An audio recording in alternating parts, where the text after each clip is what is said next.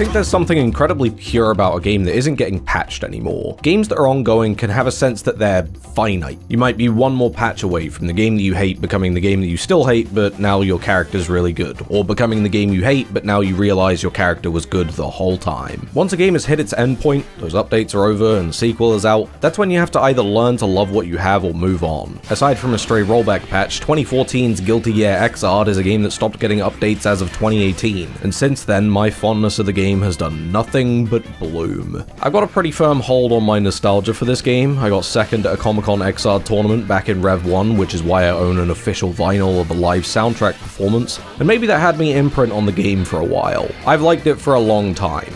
I know. It's just that what I liked it for back then and what I like it for now are very different.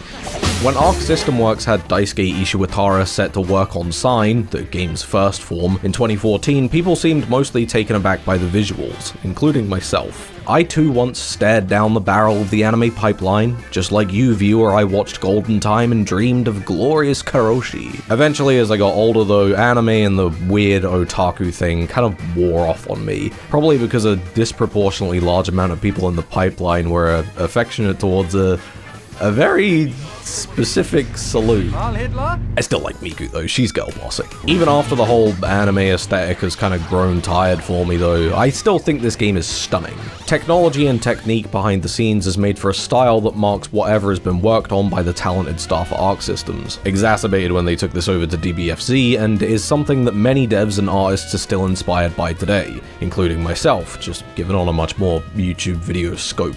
Sharp, angular designs and blocky colors make it delightful to look at, don't get me wrong, but Xrd is more than a pretty face, even if that's what drew me towards it initially. The anime visuals go alongside a fast-paced title of the anime fighter subgenre, something it was clearly supposed to be an evolution of, attempting to keep the charm of the older, more impenetrable anime fighters while pulling it down to a level that can be enjoyed by people that don't point and pog at the new isekai on Crunchyroll that'll distract them from the job application form. In an interview with Famitsu, Daisuke described Xrd as a milder version of Guilty Gear's prior. It's got an approachable tutorial, extra deep dive tips that will remain useful forever, and an additional control scheme for those that were expecting a little bit less Guilty Gear Third Strike and more Guilty Clicker, attempting to entice a new audience with a more inviting way of getting your foot in the door. But the building that door was attached to was true blue nerd shit. It's filled to the brim with interesting character designs and systems that match and enhance their creativity, which by extension allows you to increase yours. As a result, the fighting game those remarkable visuals house is elaborate in ways that can be a little bit hard to grasp, and for all the blessings that brings to the game, it comes back around to act as its curse. It was hard to come away from a match of Guilty Gear at release with a sense of what was cool beyond its visuals, something that's gotten even harder to do as the player base dwindles, and something that I haven't helped with. A while ago I made a video that was supposed to go over the different types of characters of Xrd, and I sure didn't do that. It's a terrible video that oversimplifies and underappreciates what this game is, taking a nugget of truth in that almost every character has very valuable oki, and blowing it up to every character is a rushdown character. There's some core ideas that end up unifying most of the characters, helped along with the systems,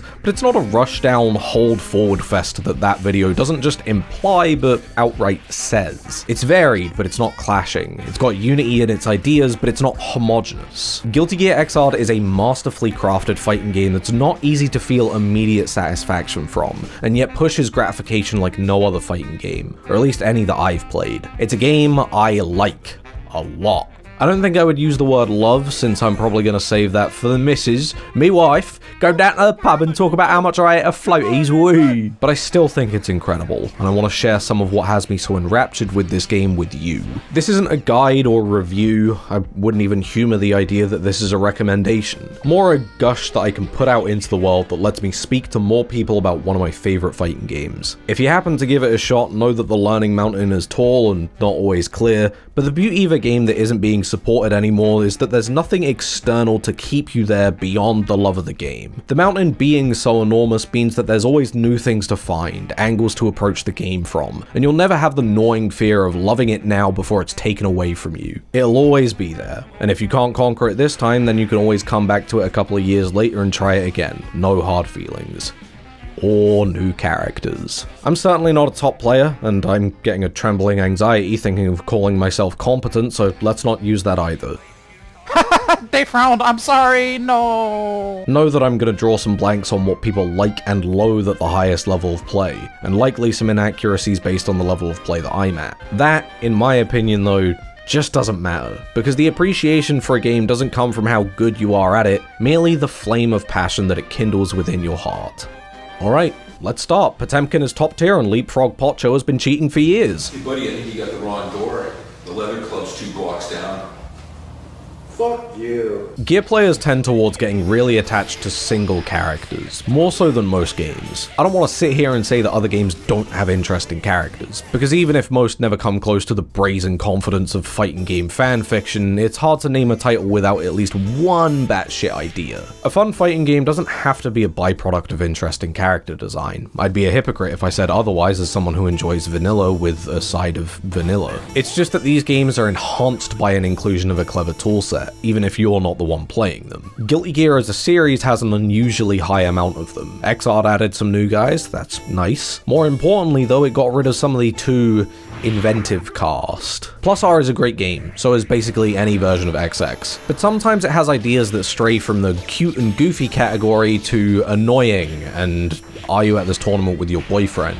Zappa especially is this kind of hard to understand, hard to challenge clusterfuck that exists in his powerful positions far too frequently. Even if you learn the ins and outs of the character, you never really get over that element of frustration. It's a part of some characters' very annoying and occasionally tiny being. Little guy status should be a privilege reserved for Servbot. Fuck you. Xrd isn't devoid of that frustration, even when it's completely undeserved. A part of the culture of Gear, at basically any point in its lifespan, is to apply a monarch level of hate to any character that isn't yours. Taking a couple of steps back, however, to examine the cast without the your character belongs in a zoo but mine is honest, I promise mindset, it's got a much better sense of where to draw the line while never cutting off characters from being atypical. Let's say you end up hating Baiken because of her parry stance, Azami. She can activate it at any time, including block stun, with a bunch of attack patterns behind it. Azami is pretty frustrating, don't get me wrong. When you're losing, you're really losing, and it can feel like you're never able to play since every time you press a button it comes with the risk of Azami behind it. However,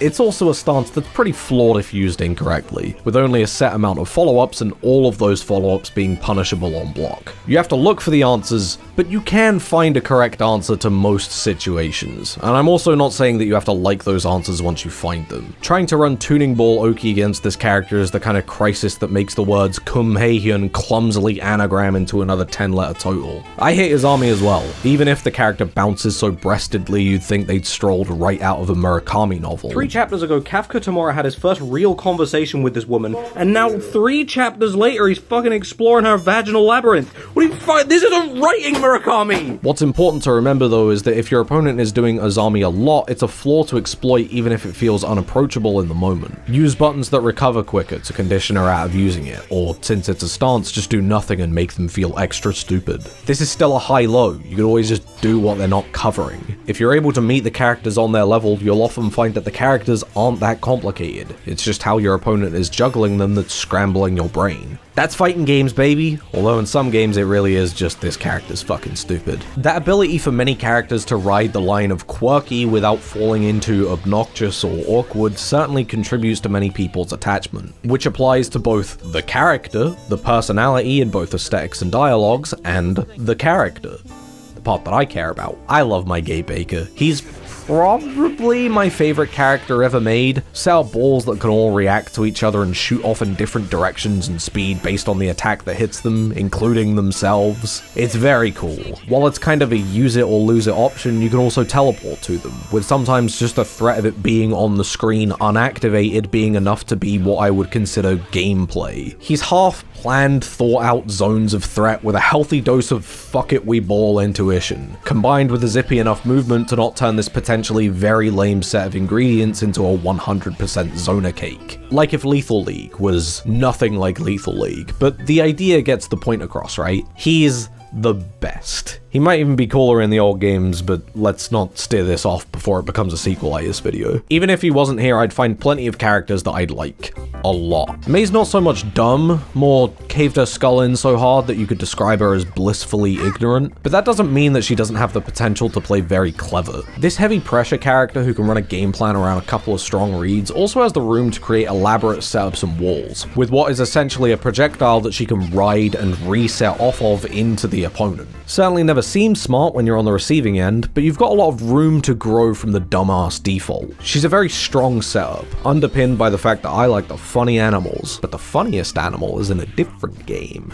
Chip has everything you could ever want from a character who's supposed to be an unpredictable mix box, but he's not brainless. You have to change your combo routes to keep up with what might be the best for the next interaction, balancing wall carry, Oki, and damage. Pumping out the big numbers isn't always the right choice, and in fact often is the wrong choice. But tapping away at combos that will give you easy follow-ups for low damage means that you're going to be playing a lot more 50-50 than your frail body might want to handle. Johnny's a top tier and annoying for it. Sometimes you'll feel like you're losing to someone so dumb they might also only know one letter of the alphabet, but he looks cool doing it, and if it makes the beating any easier to stomach, the character requires a ton of awareness to actually convert his advantage into something meaningful. Doesn't feel like it when there's Y-handle YRC, but that's a conversation for when you've got 25 meter in the bank. If you've got so many characters worth playing, then why doesn't everyone sink their time into more than one or two guys? The reason that might jump out at a lot of people is because these characters are complicated to learn. You can describe basically every Street Fighter character that isn't the DLC from 5 in 3 to 7 words. Gear characters need at least a mini paragraph, which isn't always a good thing.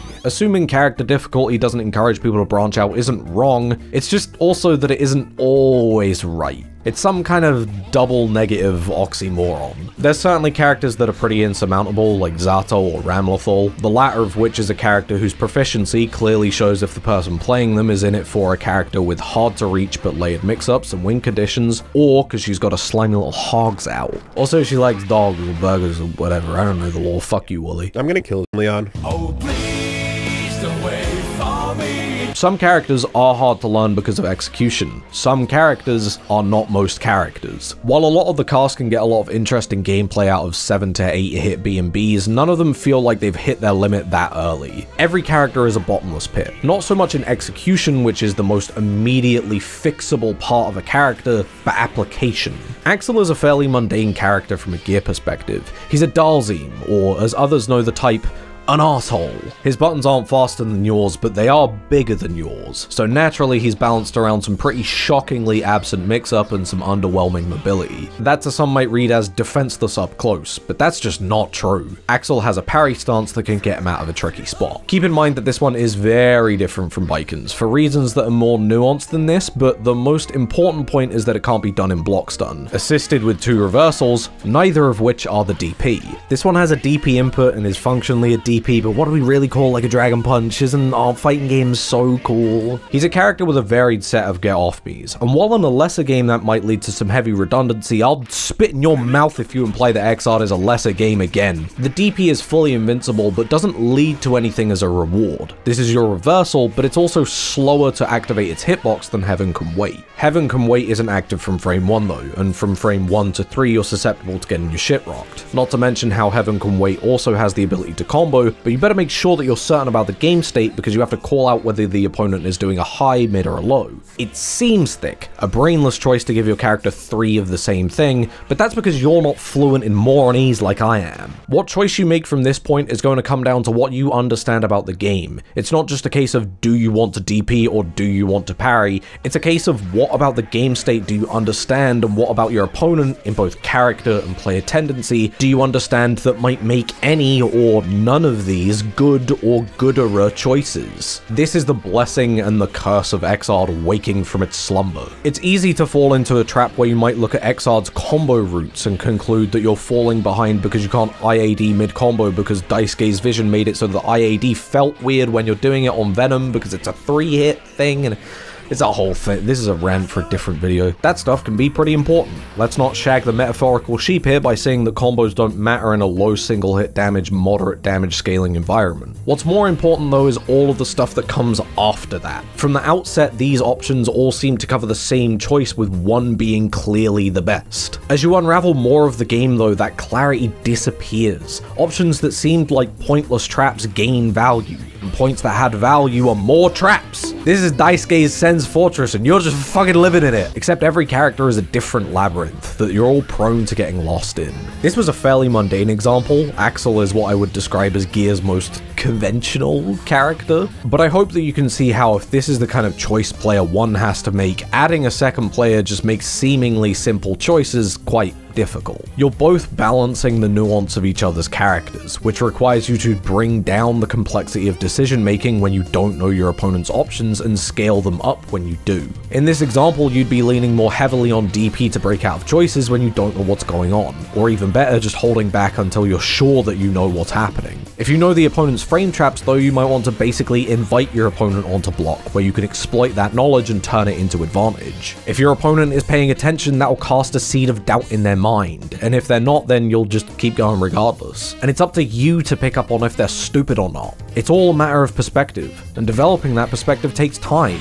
and turning that perspective into intuition takes even longer. When you consider that every character has considerably more standout quirks than 3 moves that are seemingly the same thing, it's not hard to see why people dump a huge amount of time into single characters. You can play Ino fairly quickly. I knew basically nothing about her in time to see how long it would take before I started having fun. 40 whole minutes. That's like 1 game of League of Legends in Season 2. Let's not be stupid though. Because of her unique dash and projectile, it'd be a long time until I'd call her intuitive. I'm enjoying how her kit exaggerates high-low mix-up potential and a dash that emphasizes committal movement without outright removing smaller movement. But that's layer 1 to a character that I don't know much about. I know eventually she's going to incorporate tech traps, but without playing the character, and so few people playing her, I don't really know what she's about.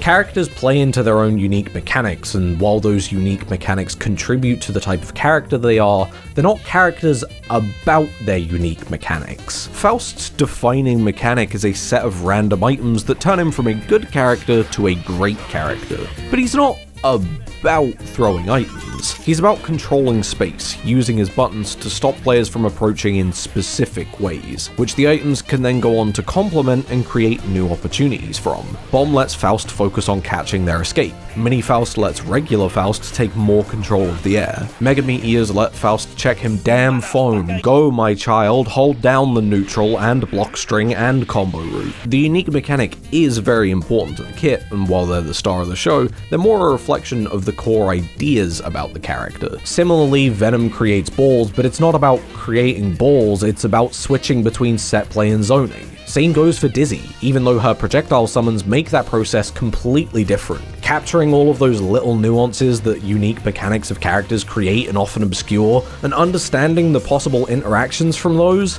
that's what has people dumping a ton of time into individual cast members. I know that might be polarizing, I know Naruto isn't for everyone, but if I watched Golden Time and enjoyed it, you can sure as fuck bet that I liked Tsukite Nayo and Your Lie in April. That is to say, it can be a bit of an acquired taste to have so many characters play as different from one another as they do, and it's a taste that I've put in my mouth so much that now I get withdrawal symptoms without it. I've come to appreciate all the boy shoujos and girl shonens in this cast of characters, even the ones that I've slated in the past and ones that I currently hate. I've said a lot of mean things about Jacko in the past when this channel was basically just Guilty Gear posting, and I still don't think she's great, but at this point my hatred is purely theatrical. Since Strive came out and put the nail in the coffin of XR ever being changed, it was time to nut up or shut up. And when I did both, I started to appreciate how her ability to snowball informs the pace of the match. With all of her houses on the field, she's a nightmare. They spawn little minions that cover the ground, middle, and air depending on the button that's been used to set the house to begin with. When everything's set up and you're surrounded on all sides by hitboxes that seem to just catch every option, and with the 6 minions all setting and resetting their actions, it can be hard to pass the visual noise even if you do know what's going on. It's not a literal win condition, but when you're pinned down, it certainly feels like it. Naturally, the game becomes about stopping her from setting up the houses, or destroying the houses that are already up.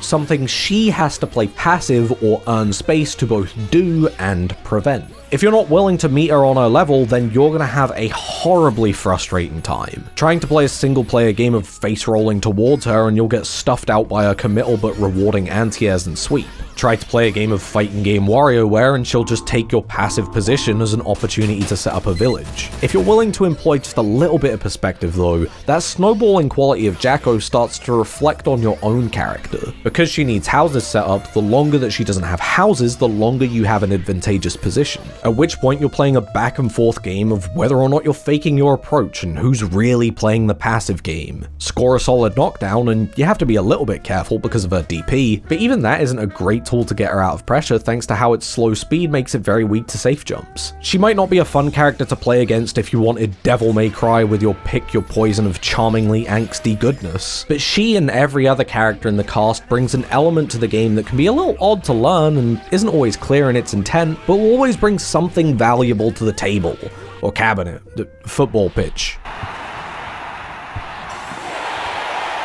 I hope even if you can't see what there is to love about the characters, you can feel it. That idea that there is no blank slate here. Even Kai's a little freak, despite exclusively freaking in Missionary. Thanks to everyone being so odd, both in isolation and interaction, you're not able to find these boys anywhere else. With maybe Sol being the biggest outlier to that statement, but even then, it's just not even fucking true. Point is, there's a lot to learn, internalize, and account for, but what I want to make painfully clear is how that's valuable. Everyone who's adamant they aren't just adults playing with toys likes to throw out the word depth and claim their game has it, which when it comes to fighting games isn't wrong. We're in denial about playing with our rattles, but these rattles do get complicated, and while every game might be deep, the dynamics that exist within them make different types of depth. If you have a wide dynamic range, then you could consider that a deeper game, but that's not always a good thing.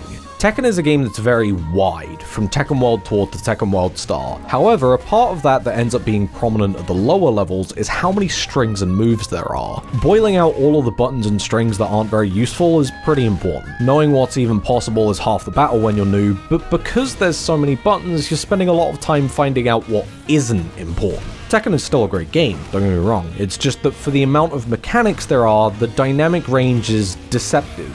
Its depth comes with a lot of fat to cut out, and just cutting out your own character's fat isn't enough. When you start running up against characters that are giving you trouble, you need to find out the solution to the gaps in your knowledge, and with that you either need someone who can guide you through the gimmicks, or for you to take note of what buttons your opponent was doing and trust that they were good options in the first place. You could make a pretty convincing argument that that's kind of a part of Tekken's charm, and I don't want to imply that someone's love of the game is wrong. Also, at the higher level this isn't really a thing because both of you are playing with the knowledge of each other's effective tools. I'm not saying this is the limits of depth within Tekken, I'm just saying this is how the initial learning phase interacts with the depth. You get what I'm saying? But I'm much more partial to Exard's approach. There's still plenty of base mechanics to chew on before even touching the cast. We'll get there. It's just that the characters often have every tool serve a purpose without making every tool always usable. The characters are pretty dense in that sense, and for every way that makes them overwhelming, and believe me, at first it is, that also makes whatever time that you put into picking them apart worthwhile.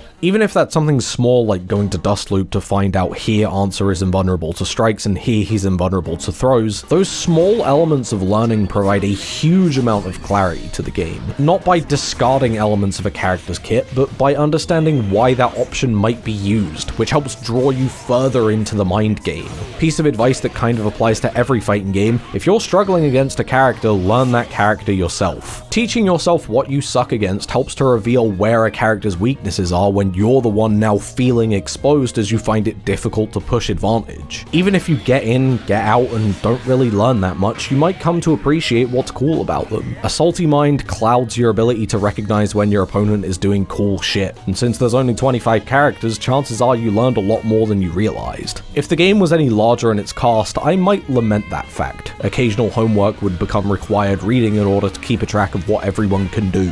Smaller casts means that you've got less to study, and putting time into learning whatever the hell Jam is doing is less likely to be wasted time when you roll the opponent's selection dice. Still, I don't think the size of the cast has ever been perfect. I've been called a putrid little man in the past, since I'm not just trying to delude myself into seeing the value in a smaller cast of action figures, I actively prefer character rosters being smaller. Xrd has never really had the perfect size of cast in my opinion. Call me Goldilocks the way that I find Sign a little bit too short and Rev 1 a little bit too large. Rev 2 could have gone just a little bit further before I put my foot down, but 25 characters is pushing it to me. As it stands, the total character count ends up requiring you to put in a healthy chunk of time before you can feel comfortable knowing the possibility space of each cast member. How are you supposed to know that Elfelt has an unblockable sniper, but only if it's charged the whole way, and that charge drops anytime it's moved? The answer is, you get hit by it. You get hit and hit and hit by seemingly random bullshit. In order to know what's possible, you need to be caught off guard until you know that you should have seen it coming.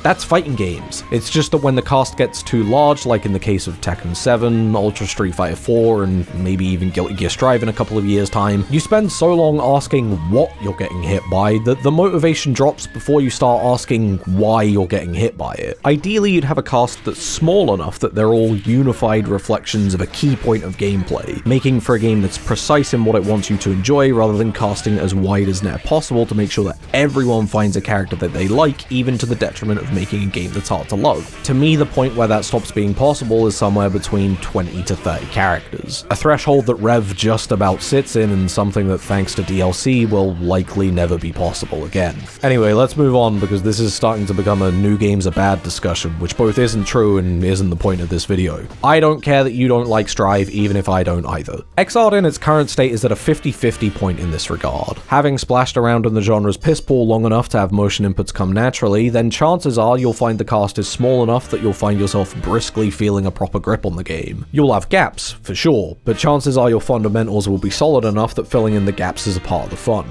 If not, I still think that you can have a good time. I know I did, although that was probably helped along by the fact that I was learning when the game was still current. You just have to fight against the feeling that this game is changing too frequently to ever learn anything. That's not how it actually is. The game changes a lot, and you're gonna struggle to keep up, but you're going to learn so long as you're paying attention. The resolve to go, I don't know what that was, so let me watch it back in the replay. If you go in with that mentality, then you'll find the cast is small enough that you can retain 90% of the lessons that you teach yourself. But often that's the mentality of someone who's fallen so delusionally in love with the game that they don't hate playing against Jacko anymore. Now I hate Jam instead. There's a portion of Xrd players that lament that Strive isn't Rev 3. Don't make me tap that fucking sign. But I have to ask, if Rev 3 ever came out, would you have really been happy? Even if we ignore how Xrd is already a game that's hard to stomach for a lot of people, when a game keeps growing, you inevitably run into feature creep. Each new update has to add something to the game that runs the risk of ruining the experience for the established audience. A new character gets introduced that gradually grinds down your resolve, or worse, a new mechanic comes into play that has you bounce off of every match. There's a risk reward to every update. I get being hungry for more. We're all little pigs oinking at the Arc System trough, so surely we've all seen what happens when they add bad slop. Instead of being upset that it's over, be thankful the gruel that you like is still there. Preserved in time, unchanging, what was new now being the old reliable. There's plenty to chew on, maybe so much that will be a bit intimidating for new players, but Xrd in its current state sits at the precipice of a game being big enough for seasoned veterans to never get tired of, and small enough for a new player to conceivably learn to have a good time with the right mindset. All of the characters that are in the game now are great, or at least good enough that I'm not going to get off the setup if I see them on the loading screen, and that includes my own. Chat, I'm about to say something controversial. Something reasonably controversial though, not, you know. I heard the word a few times, but never the word. Mirror matches aren't just fun, they're the best. Dreading seeing your own character on the other side of the screen, to me, is reflective of one of three possible things. One, your ego's frail and you don't like the funny animals enough, but that's a you problem. 2, your character is poorly designed and only creates fun gameplay scenarios by shutting down someone else's. Justice in Plus R is a perfect, if not very extreme, example of this. A character who's designed to deny play with nukes that can't be challenged, offset by slow movement to make her a character to catch up to. 99% of the cast has tools to deal with this, so the mind game is built and dominated by the asymmetry of the kit. The matchup can be bangers and mash simple so long as the sausage is a player tendency and the mash is character risk reward. Peas on the side, that's if the matchup is good for me. When the sausage and the mash is made out of the same you-pick paper because they only have rock slop, I'm left with a bunch of peas. And maybe that's good for me. That doesn't mean I'm gonna like it. When the mirror shows up, it can reveal how limited those choices really are, with Justice not having tools to deal with herself. It's not normally this bad, but often when a character has an inflexible toolset, or one tool that is so strong that it dominates decision making, the mirror merely exposes the limits of player choice. You aren't piloting the character at that point, they're piloting you. That's what Ava was saying. And third and finally, maybe the game just kind of blows. Honestly, it's not exactly common for the base systems to produce bad mirrors. If you don't like Ken mirrors, it's not because parry ruins the mirror, it's just because you don't like Third Strike. Quality systems only really enhance what already exists. It's the bun of the fighting game burger. Not necessarily what people consider the most important part, but a great bun makes Carcass Raid extra tasty. Surprise, surprise, Xrd is a delightful homemade brioche with some nice breaded chicken in the middle. Disclaimer where it's needed, Venom is a character that has a particularly interesting mirror. Since the character is so flexible in his offense and defense, as well as how he manifests where he's watching, the character really becomes a reflection of what you've learned and what you wanted the character to be. Having a few too many fan cams of Peppery Splash on my phone, I'm an unrefined player with 1 or 2 setups that I stole without labbing, largely banking on intuition and a guess that I'll call a read. Those who have a larger bag of tricks that they've developed tend to be a lot more deliberate, finding and fighting in spots that push them more towards the extremes of Venom's defense-offense spectrum. The delight of the Ken mirror isn't here, not in the exact same way. The soul and the joy of it though, level 3 happiness and fulfillment setup, you feel me? When the mirror's right, it's all about who you are on the stick, how you perceive the game and your opponent, and the difference between your ideas of cool. With that said, not every matchup gets off as lucky, and it's not always clear what types of characters suffer the worst from their own reflection. Jacko in particular is tiresome thanks to a more set-in-stone game plan. That's not me being a hater, that's just kind of a fact. The room that there is for interesting player-specific setups doesn't make neutral adventurous. Raven also doesn't fare too well, thanks to his strong and varied, but inflexible toolset. While that speaks to what I would consider the failings of their character design, the fact that there's someone right now eager to type up why the Raven mirror is fun speaks to how its universal mechanics elevate the game beyond a wacky character or two. Tension tends to steal the show when you're talking about the game's systems. It's incredibly loaded, a little hard to fully understand, and a part of what makes all Guilty Gears these mini-management games. A couple of years ago I would have called it this franchise's standout feature. However, the time where this was a uniquely dense resource has passed. Even just Street Fighter 6's drive gauge, which houses EX, Drive Rush, Drive Impact, Drive Reversals, parries, and has its own separate state associated with it, has more raw mechanics sloshing around in its green glow. Being the biggest and roundest of them all has never meant being the best. It's just that now, this isn't even the biggest anymore. From the current day, what makes Gears meter systems stand out is how all of the different base mechanics are intertwined. It's Roman cancels, faultless defense, the bar at the bottom that's vital to understand, while also being risk, and all of the parts that blend into the subconscious. Discussions often become a pissing contest of the amorphous phrase, Xrd has good systems, which oddly enough reflects how it can feel to learn Xrd. Individually, the mechanics are pretty typical. Movement here is interesting, establishing speed is much easier to do going forward than backwards, but looking around, that's true of a lot of fighting games, maybe even most. Tekken, BlazBlue, Dragon Ball, this is so common that while it sounds interesting, chances are you've already been engaging with something adjacent. It's certainly snappy, letting the game feel good, but it's not substantially better than the peak of movement-based fighting games like Melty the Good One, or if you're willing to push the definition, the misses. Instead, what's interesting is all the systems that it indirectly interacts with to inform what kind of game Guilty Gear is. Movement being so fast, alongside attack cancel properties that make a lot of actions capable of providing very valuable reward on hit and flexible advantage on block, might lead you to believe that Xrd is an Ape's Jungle Gym playtime. The idea being that a game that's so eager to let you press buttons makes for an experience tailored towards whoever was the most aggressive. When you're then further rewarded with meter that will allow you to increase the flexibility of your attacks via Roman cancels and supers, I wouldn't blame you for thinking that we're playing a game that doesn't really care about who's the lion and who's the lamb, so long as the lion's having fun. That, however, just isn't the case, even if the deck is definitely stacked in the aggressor's favor. While your opponent is playing with varied and open-ended attack properties, you as the defender are also given an equally varied set of tools to get you out of these scenarios. Or maybe it would be more accurate to say, turn the table. In reality, Xrd is an active game. On the defensive side, you've got an assortment of choices, each of which lean into different aspects of defense to let you turn the aggression into your advantage. Something to know about Xrd is that it's not all too common that you're looking for what's punishable, or at least not from an on-block perspective. Number crunching your way out of a scenario isn't really a choice. Sweep might be -6, frame data that might imply that you can simply wait for your opportunity to present itself. This is a mirage though. Expecting that to be your punish point is waiting at the fool's bus stop.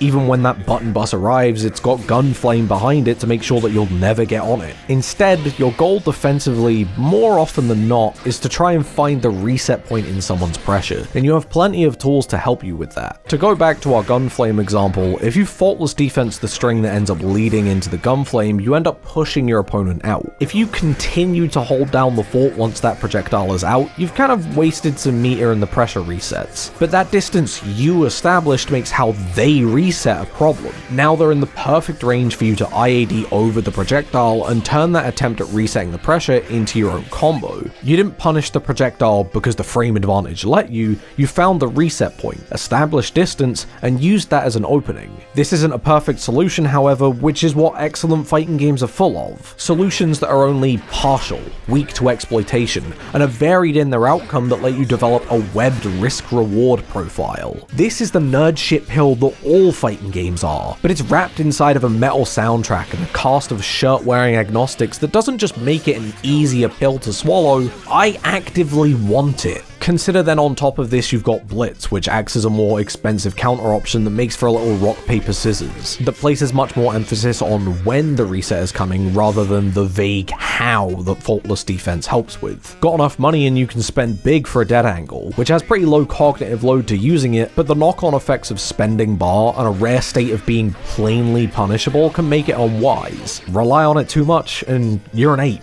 Not a graceful ape either, like dum-dum. The flexibility of the offense and the multitude of choices that you have defensively let this game layer choices on top of each other. Something that's a bit of a problem when you're just starting out, since the element of overchoice and generally elevated level of play makes every option feel a bit meaningless. Knowing you've got 3 defensive options on top of a 4th, which I'm not even going to talk about even if it is essential to getting out of shotgun loops, doesn't matter if you feel like you're getting mauled Carla Nash style. Stick with it though, not to the point of mastery where you understand every possible interaction, but just to the point of intentionality, where you know why you want to use any of those options, and the game starts to feel fluid and freeform thanks to how much the offense involves resetting instead of overwhelming with constant mix. Sometimes it is that, there's definitely spots where you just kind of have to hold that L, but the amount of choices that you have rarely means that you're truly being put in a checkmate. For a long time I thought that Faust's Door was a pure knowledge check, a left-right high-low guessing game. However, if the opponent jumps back with a faultless defense behind it, every single option is covered. It's what we'd call an option select, making this button effectively useless. Or so I thought. When the Faust has 25 bar, this button can be yellow Roman cancelled after the teleport, and since your opponent has forced themselves into block, you can use that to set up a throw. Blew my tiny little brain apart when I saw Elven Shadow do it. Having this idea of the game that I'd considered a one and done blown apart by thinking about the systems in a creative way. It also opened my mind to the immense strength of YRC air throw. Yeah, I still play like this. Oh, yoop! Oh, no, how about we don't do it? Yoop! How about we, no, we, yoop! Oh, okay. Send me up with a ball. How about that one? Yoop! Alright, let's talk about YRC.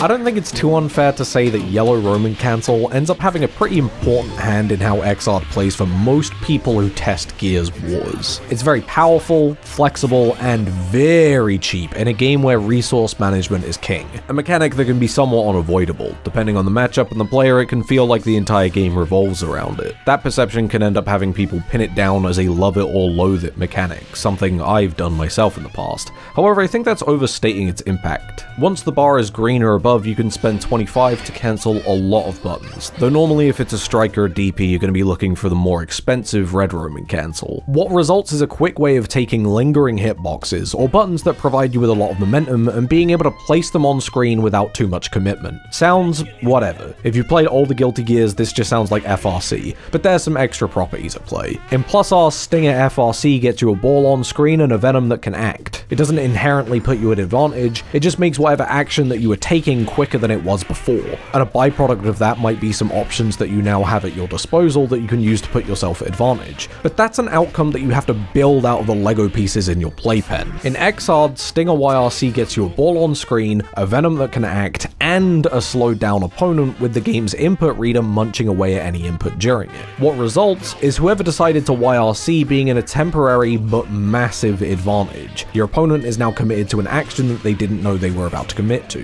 YRC at times can make the game feel like you're just picking rock, paper, scissors with whatever big anime googly eyes are your favorite, with opponents who have a lot of bar able to reset situations with little to no risk, like you're always really in striking distance. If you'd let me meander through the game theory forest though, I'd like to show you how this is only true for certain characters and certain levels of play. Burst can feel like it's a pretty non-interactive get out of jail free card at lower levels, something to offset Guilty Gear's high damage, a myth in itself that isn't true of XRD, unless your name is Chip and your opponent's name is a 100 bar 3-year-old, only to have that illusion shatter under the weight of one too many burst baiting close slashes. Burst instead allows for interaction in combos. You have to look for it, but the reality is with understanding of alternate combo routes, you can turn burst into a trap, making yet another seemingly simple option at lower levels a dangerous self-mix-up. That low-level perspective isn't inherently wrong. There's a tendency among fighting game enthusiophiles to only look at the game from a high level of play, and disregard the reality of the majority experience that people have with said game. That's a dick move, and not what I'm trying to do here. Just show you the clearing of what YRC can end up being.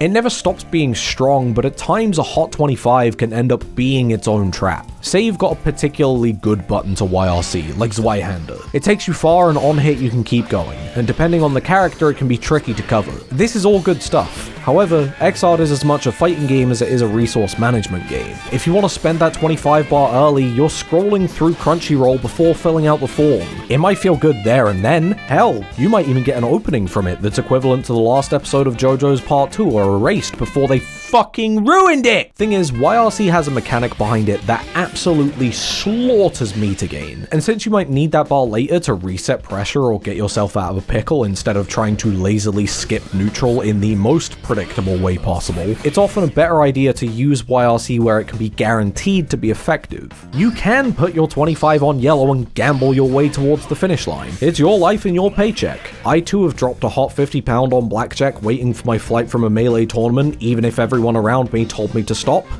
That's unfortunately a true story. Much like my brief flirt with a gambling addiction though, you probably shouldn't be spending, especially if you're poor, when you can save that meter to gain more in the future and have the resources to wiggle around defensively in the here and now. So unless you really need that bar to get the ball rolling, you should probably be using YRC in spots that are more guaranteed, like that Faust anti-option select from before, or doing YRC on someone's jump in to effectively guarantee an air throw. The effectiveness of YRC at low to mid level is absolutely devastating, but if you watch a tournament, it will show up for sure, but it won't be nearly as present as you might expect. Also, I wanted to round out the end of the anime references with ping pong. Watch ping pong. It's a mechanical layer cake that XRD continues to build on endlessly, your understanding of which goes on to inform how and why you play the way that you do. That's why I like the mirror. It's not just how do you understand the character, it's how do you, both as a player and a character, want to use the resources afforded to you, and how that might open yourself up, which I might be able to use to shut you down. It's fucking sick. I still don't know what ends up triggering Danger Time, and I never will. All I know is I fucking love Mario Party. There's a lot to learn, don't get me wrong. and with so much porridge on the table, you're bound to find a couple of bowls that you'd really rather do without. But there's so much here that it's hard to ignore that the porridge that promotes aggressive play, while also giving you a lot of opportunity to actively defend yourself, makes 99% of bowls that I'm happy to eat. Whether or not you're willing to deal with the systems is where a lot of people end up loving or hating Xrd. But I'm not in the business of ultimatums. I'm in the business of trying to convince people to give me Patreon money so that I can play cartoons at a subpar level. One thing that I don't want you to mistake this for, though, is that this is a game that's explosive. It's volatile, for sure. Matches can swing in any which way, but the matches tend to be a case of blink and you'll miss it rather than blink and it's over. Two parallel ideas that end up having a world between them. We love watching Chip get effectively TOD'd in an act of Slayer's divine punishment. When danger time is up and risk is high, that is a blink and it's over situation. Something very funny as a rarity. For most characters, this is not what Xrd is though. It's oppressive for sure. Guess wrong in just the right way and you'll be seeing more of the Eno blender than that donut dude. Don't be a This is a series of blink and you'll miss it situations though.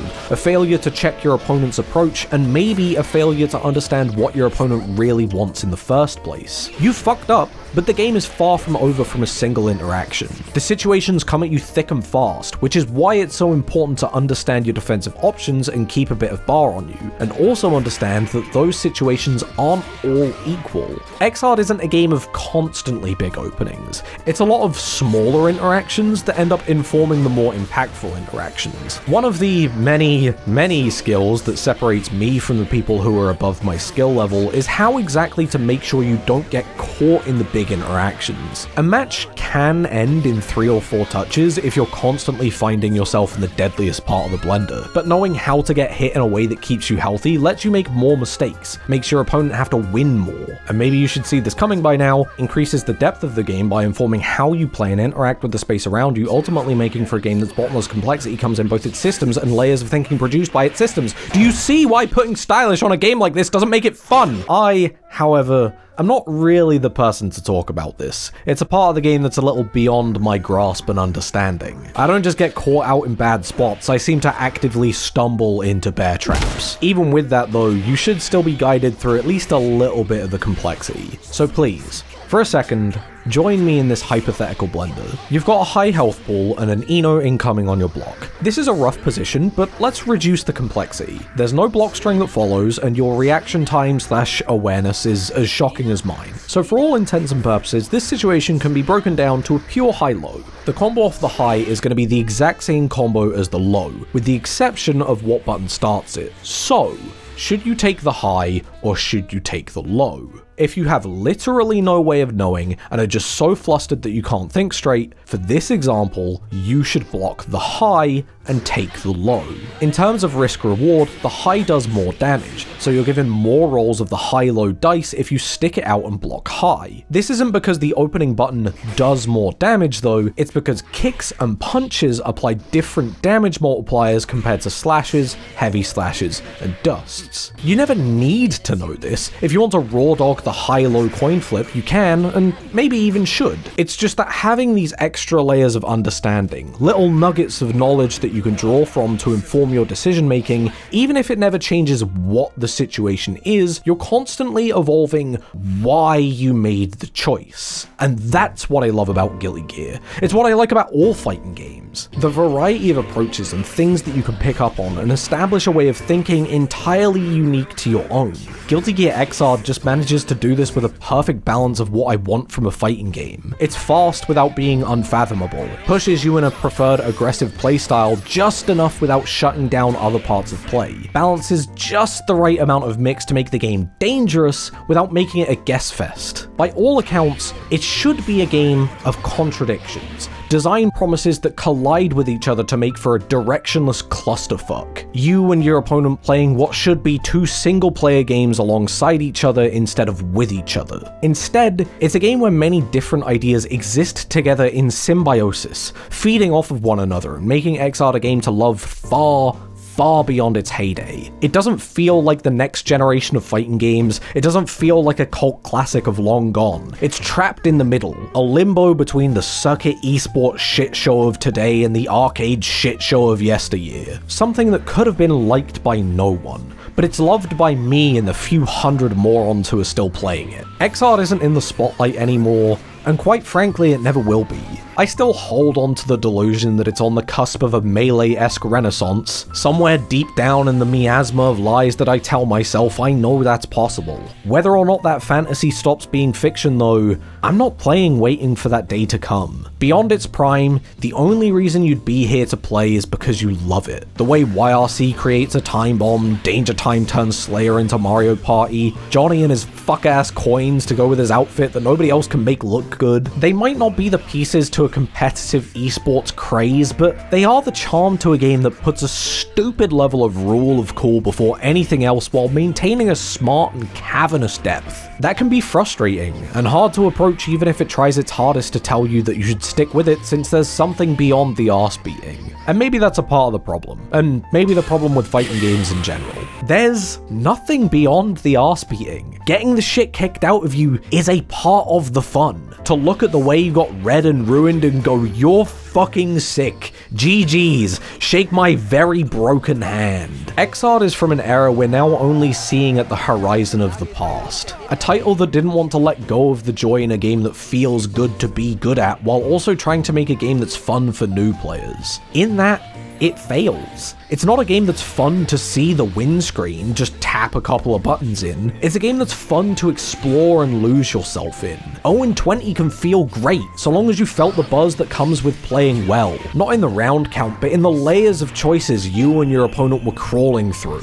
Hard as fuck, complicated as hell, and oppressive by its very nature, Xrd failed to be the next generation. But it failed spectacularly. Beauty shines through every crack you could call a flaw, and for those willing to put time in, the result is a game that's glorious. If you're wondering if Xrd is now beyond the grasp of learning, I have good news for you. Now is the best time you could ever be learning it. Not now as in December whenever this video is released, I mean now. The time you and me as this ethereal vibration coming through your headphones exist within. Xrd was never an easy game to get into. What's changed is that in the present day, not only do you have the most resources that there's ever been at your disposal thanks to Dustloop and overall Tataki, you're also going to be surrounded by people who aren't playing because it's the new thing to play. You're going to be surrounded by people who are here with nothing but a passion for what is essentially a game at the boundary between masterpiece and disasterpiece. Send me 02 again, or send me to grand finals. Hell, just sit with me here on the cab for casuals, because for whatever context we're playing in, the reason we're here is for the love of the game.